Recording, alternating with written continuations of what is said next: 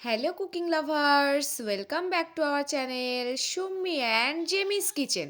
আগে আমরা অনেক রকম পাতুড়ির রেসিপি করেছি। Chicken paturi, fish paturi. আপনারা আপনাদের বাড়িতে বানাতে চাইলে আমাদের চ্যানেল থেকে অবশ্যই একবার দেখতে পারেন। আজ আমরা বানিয়ে নিয়েছি কুমড়ো পাতা দিয়ে সকলের প্রিয় চিংড়ি পাতুড়ি। আমরা একটু ছোট সাইজের চিংড়ি মাছ নিয়েছিলাম। চিংড়ি মাছগুলোকে খুব ভালো করে ধুয়ে পরিষ্কার করে ওর মধ্যে আমরা একে একে লবণ, মরিচের গুঁড়ো, তারপরে লাল মরিচ দিয়ে নিয়েছি। এটা কিন্তু শুকনো মরিচের গুঁড়ো, অনেকে আবার এটাকে লাল মরিচও বলে। তারপরে এর মধ্যে একটু চিনি অ্যাড করেছি, দেন দিয়ে নিয়েছি red chili powder. Red chili পাউডারটা আমরা এই জন্যই দিয়েছি যাতে চিংড়িটা একটু লাল লাল ভাব হয়, নাহলে চিংড়ির কালারটা একটু ফ্যাকাশে হয়ে যায় রান্নার পরে। তারপরে আমরা এর মধ্যে একটু সোয়া সস অ্যাড করে নিয়েছি। আরও আমরা এছাড়াও দিয়ে নিয়েছি রসুন কুচি। রসুন কুচি দিলে কিন্তু দেখবেন একটা টেস্ট একদম অন্যরকম হয়ে যায়, স্মেলটা সব জায়গা থেকে যেন চলে যায়, চিংড়ির যে একটা কাঁচা মাছ মাছ গন্ধ সেটা একদমই চলে যাবে। তারপরে আমরা এর মধ্যে হালকা একটু লেবুর রস ইউজ করে নিয়েছিলাম, তাহলে নুন চিনি আর লেবু দিলে একদম পারফেক্ট একটা ব্যালেন্স আসে রান্নায়। আমার তো এটাই মনে হয়, আমার বেশ ভালোই লাগে, হালকা একটু টক টক মিষ্টি মিষ্টি, খুব সুন্দর। তারপরে আমরা একটা কুমড়ো পাতা নিয়ে এর মধ্যে এবার চিংড়িগুলোকে পাতুড়ি শেপে বানিয়ে নিচ্ছি।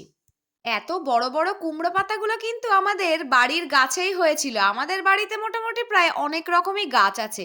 কুমড়ো পাতাগুলোকে আগে থেকে আমরা পেড়ে নিয়ে লবণ জলে কিছুক্ষণের জন্য ভিজিয়ে রেখেছিলাম, তাহলে কুমড়ো পাতাটা নরম হয়ে গেছিল, আর নোংরাগুলো তো ধুয়েই গেছিল। আর নরম হওয়ার ফলে এরকম সুন্দর করে পাতুড়ির শেপটা আমরা দিতে পারছিলাম, নাহলে শক্ত থাকলে কিন্তু পাতাগুলো ভেঙে যায়। এর মধ্যে আমরা দিয়ে নিয়েছি একটা আস্ত কাঁচা লঙ্কা, যেটা আপনাদের দেখিয়েই দিলাম। আর একটা জিনিস মিস করে ফেলেছি, আমি একটু কাঁচা সরিষার তেল অ্যাড করেছিলাম, যেটা আপনাদেরকে দেখানো হয়নি। তারপরে এই যে খুব সুন্দর করে সুতো দিয়ে বেঁধে নেবেন। আমি যেমন স্টাইলে বাঁধছি ঠিক তেমন করেই বাঁধবেন, তাহলে আর খুলে যাবে না। তেলে দিলে কিন্তু পাতাটা ফুলে ওঠে আর খুলে যাওয়ার একটা ভয় থাকে, তো এইভাবে বাঁধলে একদমই খুলবে না। সেই ছোটোবেলায় যেন মিষ্টি প্যাকিং করার মতো করে একদম বেঁধে নিচ্ছি দেখুন। এই সবগুলো দেখলে কিন্তু ছেলেবেলাটাও যেন ভেসে ওঠে, যে এরকম কিন্তু আমরাও একসময় খোলামালা খেলতাম। তারপরে একটা ফ্রাইং প্যানে তেল দিয়ে এবার পাতুড়িগুলো ওর মধ্যে দিয়ে নিচ্ছি।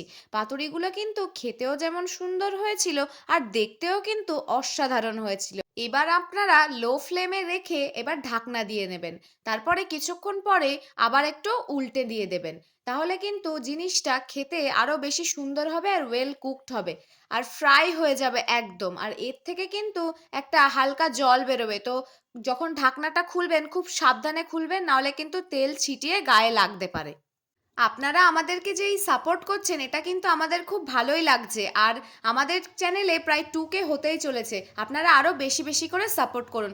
আপনারা আমাদের যে এই কমেন্ট করছেন এতে কিন্তু আমাদের রান্না করতে আরও বেশি উৎসাহ লাগছে, আর কমেন্টে জানান আপনাদের পছন্দ মতো রেসিপি, তাহলে তো আমাদের বানানোর উৎসাহটা আরও বাড়বে। আপনাদের রেসিপি পছন্দ মতো করতেই কিন্তু আমাদের খুব ভালো লাগে।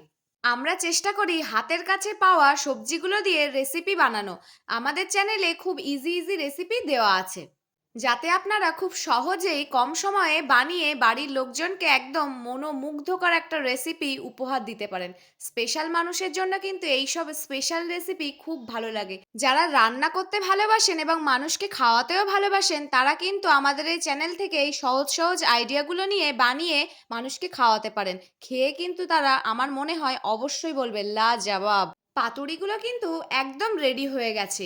এটা কিন্তু একদম গরম গরম ছিল বলে আমার একটু খুলতে একটু প্রবলেম হচ্ছিল, ওই জন্য আমি ধীরে ধীরেই খুলছিলাম।